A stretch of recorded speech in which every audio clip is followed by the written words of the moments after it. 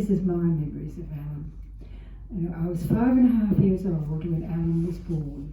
It doesn't sound like much of an age gap, but it was. By the time Alan started primary school, I was ready to start high school and already working when he was a teenager getting a technical education at Manham Community College. The memories I have of his childhood are episodic, but they are precious. I remember when Alan caught polio at the age of 2. He was in an iron lung in a hospital for a time, and when he came home, as Cole mentioned, they became interested in the massage technique. Mum and Dad thought that he needed ongoing treatment of that kind, provided at the Somerton Crickle Children's Home. At the time, admission to the home as a boarder was a service for country children living in remote areas. Some people wondered why Dad sold a house in a lovely suburb of Adelaide and we all shifted to a run-down roadside store at Wombi in the distant and desolate South Australian Mallee. But the move meant that Alan became eligible to board at the Somerton home and got the best possible aftercare treatment for his polio. But there was a trade-off. We visited him occasionally, and the happy toddler had become a solemn child confined to his bed. He was there for 2 years, and I think for most of that time we must have seemed to him like strangers. Alan began his schooling at the Womber Primary School, and we sat in adjoining desks in the single classroom with about 15 other children of varying ages. He was the youngest and I was the oldest. During school hours he would inevitably need to go to the toilet. He struggled to make it up the sand hill behind the schoolhouse to the dunny, unable to hurry in his leg iron and desperate to make it before his bladder gave out.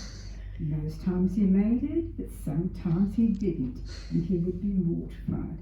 There is a happy ending to the story. He did learn the great Aussie classic etiquette, just head for the nearest bush. He would later say that he had no memories of his time in grade 1 at Wombi School, but it's not hard to understand why.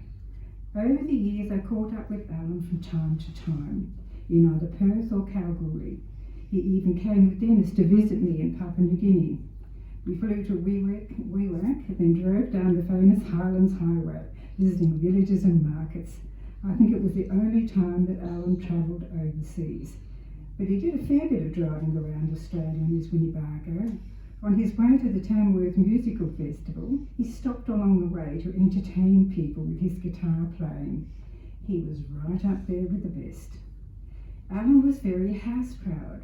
On one occasion he visited me in Melbourne and did a tour of my house, making suggestions about my decor. Those pictures of birds and stuff have to go, he advised me. They're old-fashioned. Go down to Freedom Furniture and get some modern paintings.